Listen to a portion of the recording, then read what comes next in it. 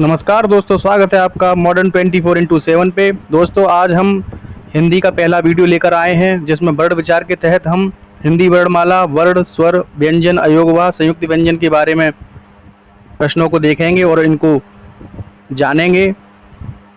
ये प्रश्न UP TET, UP PCL, UP triple SC PET और यूपी पीसीएस एग्जाम में बार बार रिपीट होते हैं।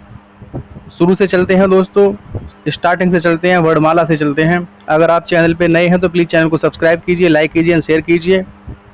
सबसे पहले हिंदी वर्णमाला, फिर उसके बाद वर्ण, फिर स्वर, व्यंजन, अयोगवाह, संयुक्त व्यंजन तक मैं आप लोगों को बताऊंगा। वीडियो अगर पसंद आए तो लाइक कीजिए, शेयर कीजिए, सब्सक्राइब कीजिए। चलिए चलते हैं हिंदी वर्णमाला, इसको समझते हैं। वर्णों के व्यवस्थित समूह को वर्णमाला कहते हैं। एक क्वेश्चन आपका यहीं से बन जाता है, वर्णों के व्यवस्थित समूह को क्या कहते हैं या वर्णमाला कहते हैं। तो आपको करना है व्यवस्थित समूह को, वर्णों के व्यवस्थित समूह को वर्णमाला कहते हैं। और ये भी आता है कि हिंदी वर्णमाला किसे कहते हैं। क्वेश्चन रहेंगे जैसे आ से लेकर ज्ञ तक आपके 52 अक्षर होते हैं हिंदी वर्णमाला में। कुल वर्ण 52 होते हैं। स्वर होते हैं 11 और व्यंजन होते हैं 33। 11 स्वर और 33 व्यंजन, और आपका 33 और 11 कितना हो गया, 4 और 44 हो रहे हैं ना ये। इसके बाद आपका ऐड हो जाता है अंतर, उसमें अयोगवाह 2 ऐड हो जाते हैं और 4 संयुक्त ऐड हो जाते हैं। तो इस तरह से 52 वर्ण होते हैं। तो हिंदी वर्णमाला, वर्णों के व्यवस्थित समूह को क्या कहते हैं, वर्णमाला, जिसमें 11 स्वर होते हैं और 33 व्यंजन। कहीं कहीं आपको लिखा रहेगा कि स्वर कितने होते हैं तो आपको करके आना है 11, और अगर ये लिखा रहे कि कुल स्वर कितने होते हैं तो आपको 13 लिख के आना है, क्योंकि इसमें अगर कुल स्वर लिखा रहेगा तो इसमें अंग, ये वाला आपको लिख के दिखाता हूँ, एक अंग और एक ये होता है आहा, ये अयोगवाह कहलाते हैं दोनों। इनको अगर ऐड कर दिया जाए, उसमें प्रश्न में आपका रहेगा कि कुल स्वरों की संख्या कितनी है, तो आपको 13 करके आना है। अगर ये पूछे स्वर कितने हैं तो आपको 11 ही करके आना है। चलिए, इसका टॉपिक है दूसरा, वर्ण। भाषा की सबसे छोटी इकाई को ध्वनि कहा जाता है। भाषा की जो सबसे छोटी इकाई है उसको क्या कहा जाता है, तो ध्वनि कहा जाता है। और ध्वनि को ही लिखित रूप में वर्ण कहा जाता है। भाषा की जो सबसे छोटी इकाई है उसको ध्वनि कहा जाता है और ध्वनि को ही लिखित रूप में वर्ण कहा जाता है। 2 क्वेश्चन आपके यहाँ से ही बन जाते हैं कभी कभी। अब ये नोट एक मैंने इसमें डाला है, उच्चारण की दृष्टि से भाषा की सबसे छोटी इकाई ध्वनि है। उच्चारण की दृष्टि से अगर पूछ ले भाषा की सबसे छोटी इकाई क्या है तो वह है ध्वनि, और लेखन की दृष्टि से अगर पूछ ले तो वो वर्ण है। यानी कि लेखन की दृष्टि से भाषा की सबसे छोटी इकाई वर्ण है और उच्चारण की दृष्टि से भाषा की सबसे छोटी इकाई ध्वनि है। क्वेश्चन ऐसे बन जाएगा जैसे कि उच्चारण की दृष्टि से भाषा की सबसे छोटी इकाई क्या है, तो वहाँ आपको करना है ध्वनि। तो अगर ये पूछे कि लेखन की दृष्टि से भाषा की सबसे छोटी इकाई क्या है तो वो है वर्ण। वर्ण 2 होते हैं। वर्ण 2 प्रकार के होते हैं, एक होता है स्वर और एक होता है व्यंजन। वर्ण 2 प्रकार के होते हैं, एक होता है स्वर और एक होता है व्यंजन। अब स्वर पूछ ले आपसे, एक क्वेश्चन आपका ये हो गया। अब ये पूछ ले स्वर कितने होते हैं, तो स्वर होते हैं 3, ह्रस्व स्वर, दीर्घ स्वर और प्लुत स्वर। अब इसी तरह से पूछ ले व्यंजन कितने होते हैं, तो व्यंजन भी 3 होते हैं, स्पर्श व्यंजन, अंतस्थ व्यंजन और सूक्ष्म व्यंजन। चलिए नेक्स्ट चलते हैं, स्वर और स्वर के भेद। स्वर, जिस वर्ण के उच्चारण में किसी दूसरे या अन्य वर्ण की मदद की जरूरत न लेनी पड़े उसे स्वर कहते हैं, इसीलिए स्वर स्वतंत्र होते हैं। ये क्वेश्चन भी आता है, स्वर स्वतंत्र होते हैं जिस वर्ण के उच्चारण में, यानी कि स्वतंत्र होता है वर्ण, स्वर जो होता है बिल्कुल स्वतंत्र होता है, उसे किसी अन्य वर्ण की मदद की जरूरत नहीं पड़ती है, इसलिए उसे स्वतंत्र कहते हैं। अब ये 11 स्वर होते हैं, आ ई उ ऋ ए ऐ ओ औ। तो ये 11 स्वर होते हैं। अगर ये पूछ लिया जाए कुल स्वर कितने होते हैं, कुल शब्द अगर आ जाए और उसमें अगर 13 रहे तो आपको 13 करके आना है, क्योंकि 13 तभी होंगे जब इसमें अगर अंग और आहा ऐड करके पूछेगा वो। तो ये अयोग वाह होते हैं तो इसमें ऐड हो जाते हैं तो 13 हो जाते हैं। अंग आहा 11 + 2 13। चलते हैं नेक्स्ट। स्वर के 3 भेद हैं, ह्रस्व स्वर, दीर्घ स्वर और प्लुत स्वर। ह्रस्व स्वर क्या होता है?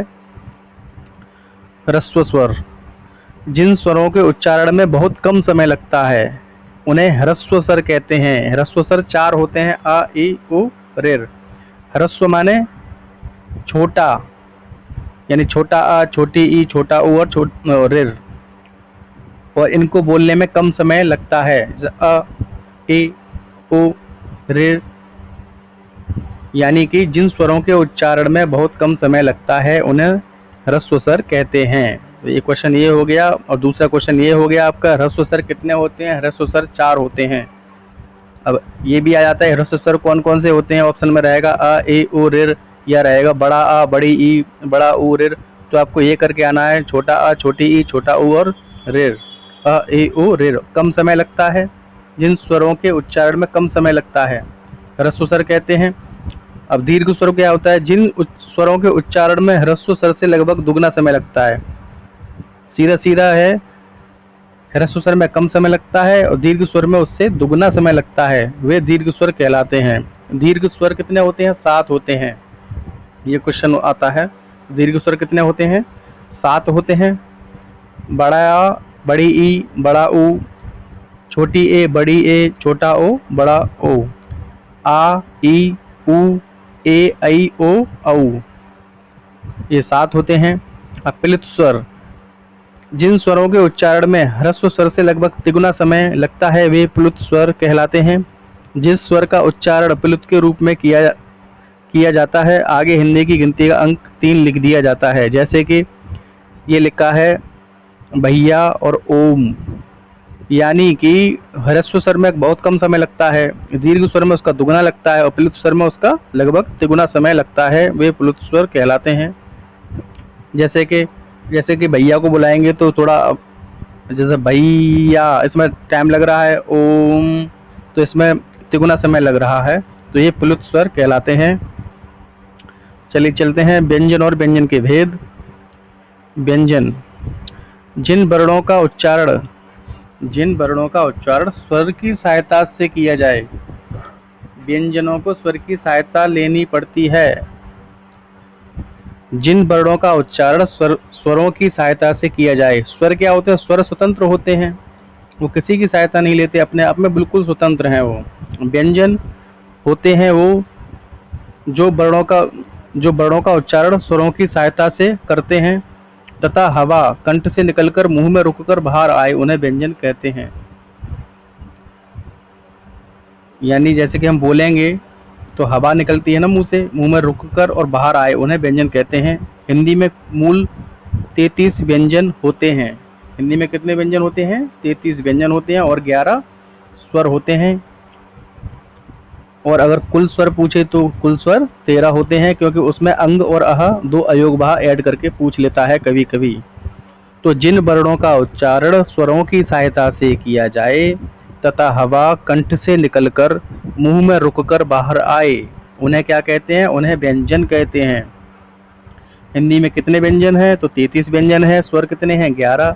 और कुल स्वर कितने हैं? 13। अंग अह को भी ऐड कर देता है कभी कभी। व्यंजन के भेद, व्यंजन के 3 भेद होते हैं, स्पर्श व्यंजन, अंतस्थ व्यंजन और ऊष्म व्यंजन। व्यंजन के कितने भेद होते हैं? 3 भेद होते हैं, स्पर्श व्यंजन, अंतस्थ व्यंजन और ऊष्म व्यंजन। ये क्वेश्चन भी पूछ लेता है। अब जानते हैं स्पर्श व्यंजन के बारे में। जिन व्यंजनों का उच्चारण करते समय हवा कंठ यानी गले से और तालु से मूर्धा, दांत या ओंठों का स्पर्श करके मुख से बाहर आती है, उन्हें स्पर्श व्यंजन कहते हैं। यानी मुंह के अंदर से जैसे कंठ, तालु, मूर्धा, दांत या होंठ, इनसे स्पर्श करके मुख से बाहर निकलती है, उन्हें क्या कहते हैं? स्पर्श व्यंजन कहते हैं। यानी स्पर्श करती है हमारी जीभ, कभी दांत, मूर्धा, तालु, हवा, कंठ। ये हवा यानी कि जिन व्यंजनों का उच्चारण करते समय हवा कंठ से, तालु मूर्धा दांत या ओंठों का स्पर्श करके मुख से बाहर आती है, उन्हें स्पर्श व्यंजन कहते हैं। स्पर्श व्यंजन कितने होते हैं? तो स्पर्श व्यंजन 25 होते हैं। का से लेकर माँ तक ये स्पर्श व्यंजन होते हैं। स्पर्श व्यंजन को 5 भागों में बांटा जा सकता है। जैसे का वर्ग हो गया तो क, ख, ग, घ, ञ, इनका उच्चारण स्थान क्या है? कंठ है। च वर्ग च, छ, ज, झ, ञ, इनका उच्चारण स्थान तालु है। ट वर्ग ट, ठ, ड, ढ, ण, तो इनका उच्चारण स्थान मूर्धा है। त वर्ग त, थ, द, ध, न, इनका उच्चारण स्थान दांत है। प वर्ग प, फ, ब, फ, म, इनका उच्चारण स्थान ओष्ठ है। अब आप बोलिए, जैसे पा बोलिए, प, फ, ब, भ, म, आपका होंठ से बोलेंगे, आप होंठ आपकी क्रिया करेंगे, बोल के देखिए आप, प, फ, ब, भ, म। अब ऐसे क्वेश्चन आ जाता है, पा वर्ग है, ओष्ठ, दंत, मूर्धा, तालु, तो आप क्या करेंगे? तो आप बोल के देखिए, पा, फा, तो ये ओष्ठ है। ऐसे आ जाता है। खा कौन सा वर्ग है? तो आप खा को बोल कर देखिएगा, खा, कंठ से आवाज आ रही है। अब चा को बोलकर देखिएगा, चा, छा, तालु, तालु क्रिया कर रहा है। और टा वर्ग बोल कर देखिए तो एक मूर्धा है, मूर्धन्य है ये। और ता बोलिए आप, ता, था, आपके दांत दोनों आपस में टकराएंगे। अच्छा, इसकी शॉर्ट ट्रिक है, कचट तप, कचट तप, आपको लिख लीजिए ये ऐसे, कचट तप ऐसे भी है। और एक ट्रिक है, ये आपका का से आप कर लीजिए, के टी एम डी ओ, चलो यहाँ लिख देता हूँ मैं, लिख देता हूँ के टी एम डी, आ नहीं रहा। अच्छा, यहाँ से लिखता हूँ, के टी एम, के टी एम डी ओ, के टी एम डी ओ, आप ये नोट कर लीजिए, के टी एम डी ओ। के से हो गया आपका कंठ, और टी से आपका तालु, एम से हो गया मूर्धा, और डी से हो गया आपका दांत, और ओ से हो गया आपका ओठ। तो ये हो गया का वर्ग, का वर्ग, ये हो गया चा वर्ग, ये हो गया आपका टा वर्ग, ये हो गया आपका ता वर्ग, और ये ओ वाला हो गया आपका ये पा वर्ग। तो जानते ही होंगे आप लोग। अंतस्थ व्यंजन, जिन व्यंजनों का उच्चारण स्वरों और व्यंजनों के मध्य होता है। अंतस्थ व्यंजन क्या होते हैं? जिन स्वरों और व्यंजनों का, जिन व्यंजनों का उच्चारण स्वरों और व्यंजनों के मध्य का होता है, उसे बोलते हैं अंतस्थ व्यंजन। तो ये क्वेश्चन आता है, अंतस्थ व्यंजन कितने होते हैं? तो अंतस्थ व्यंजन होते हैं 4। और ये क्वेश्चन बनता है, जिन व्यंजनों का उच्चारण स्वरों और व्यंजनों के मध्य होता है, वो किस प्रकार का व्यंजन कहलाता है? तो वो अंतस्थ व्यंजन कहलाता है। या, र, ल, व, ये 4 अंतस्थ व्यंजन हैं। ऊष्म व्यंजन, जिन व्यंजनों का उच्चारण करते समय हवा मुंह में टकराकर गर्मी जैसा यानी ऊष्मा पैदा करती है, उन्हें ऊष्म व्यंजन कहते हैं। ऊष्म व्यंजन 4 हैं, श, खे, श, ह, श, श और ह, तीनों तरीके के श और ह। तो ये ऊष्म व्यंजन है। तो ऊष्म व्यंजन कितने होते हैं? ऊष्म व्यंजन 4 होते हैं। अंतस्थ व्यंजन कितने होते हैं? 4 होते हैं। अब अयोगवाह, अयोगवाह का अर्थ, आ के योग से जो अर्थ बहन करे। आ के योग से यानी आ को अपने साथ लेकर जो अर्थ बहन करे, किसी स्वर से जो सार्थक शब्द बनते हैं, अयोगवाह कहे जाते हैं। किसी स्वर से जो सार्थक शब्द बनते हैं, क्या कहे जाते हैं? अयोगवाह कहे जाते हैं। अयोगवाह 2 होते हैं, अंग और अहा। अयोगवाह 2 होते हैं, अंग और अहा। जैसे श्रृंगार में, पुनः में, अंधेरा में। जैसे श्रृंगार में चंद्र बिंदु लगी हुई है, चंद्र बिंदु लगी हुई है ये। तो ये थोड़ा इधर आ गया है इसका, जैसे चंद्र बिंदु है ये लगी हुई है। पुनः में ये विसर्ग वाला लगी हुई है। अंधेरा में ये चंद्र बिंदु लगी है। श्रृंगार में एक बिंदी लगी है, एक बिंदी जो होती है ऊपर लगती है जो, तो एक बिंदी। और पुनः में ये आपका ये डबल बिंदी लगी हुई है जो खड़ी हुई, इसको विसर्ग बोलते हैं। और अंधेरा में जो चंद्र बिंदु लगी है ये, तो ये अयोगवाह होते हैं। अंग आह दोनों तरीके की बिंदियां हैं। अयोगवाह के अब भेद अब देख लेते हैं। अयोगवाह के भेद, तो अयोगवाह के 3 भेद हैं, अनुस्वार, विसर्ग और अनुनासिक। अनुस्वार यानी कि एक जो बिंदी होती है ऊपर किसी, जैसे हंस है, अनुस्वार का चिन्ह बिंदु होता है, एक बिंदी जो लगी होती है, जैसे कि हंस में ऊपर बिंदी लगी है, अंश में ऊपर लगी हुई है, एक दंश में लगी हुई है आदि। अनुस्वार का उच्चारण नाक से किया जाता है, जैसे हंस, अंश, दंश। तो नासिका का, नाक का प्रयोग हो रहा है इसमें, इसका उच्चारण नाक से किया जाता है अनुस्वार का। और विसर्ग, विसर्ग का चिन्ह डबल बिंदु होता है, जैसे पुनः में देख सकते हैं यहाँ प्रातः, नमः आदि ये विसर्ग हैं। अनुनासिक, अनुनासिक का चिन्ह चंद्र बिंदु होता है, जिसे ये चिन्ह आप देख रहे हैं ये चंद्र बिंदु, इसे चंद्र बिंदु भी कहते हैं। जैसे आंख, गांव, सांप आदि में ये प्रयुक्त होता है। अब संयुक्त व्यंजन, 2 अलग अलग व्यंजनों के योग से बने व्यंजनों को संयुक्त व्यंजन कहते हैं। हिंदी वर्णमाला में कितने व्यंजन हैं संयुक्त व्यंजन? तो 4 संयुक्त व्यंजन हैं। और व्यंजन पूछे तो व्यंजन 33 हैं। ठीक है। और 4 संयुक्त व्यंजन जो होते हैं 2 अलग अलग व्यंजनों के योग से, यानी कि जैसे कि का है और प्लस ये शा है तो ये छा बनेगा, और ये ता है प्लस रा है तो ये त्रा बनेगा। अच्छा, इसमें जो एक चीज़ और बताएं आपको, जैसे का में, जैसे कि ये का है, ये हलंत लगा है नीचे, ये हलंत बोलते हैं इसको। जैसे ये ता में लगा है तो इसको बोलते हैं हलंत।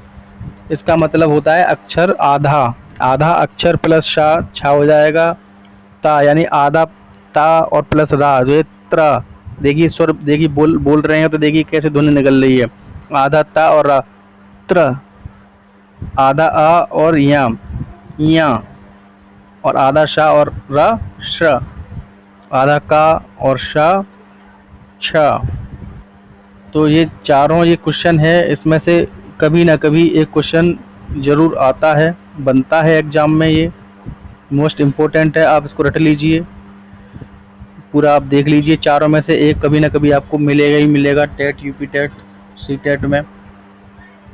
तो दोस्तों, तो मैंने आप लोगों को हिंदी वर्णमाला, वर्ण, स्वर, व्यंजन, अयोगवा, संयुक्त व्यंजन के बारे में बताया है। वीडियो अगर आप लोगों को अच्छी लगी तो फिर लाइक कीजिए, शेयर कीजिए, सब्सक्राइब करिए मॉडर्न 24x7 को। आने वाली वीडियोज़ में मैं अघोष, सघोष, सार्थक, निरर्थक, संधि, समास और भी बहुत सी हिंदी के टॉपिक्स हैं वो उसको क्लियर करूँगा। अगर वीडियो पसंद आई हो तो प्लीज़ लाइक कीजिए, शेयर कीजिए, सब्सक्राइब कीजिए। धन्यवाद दोस्तों।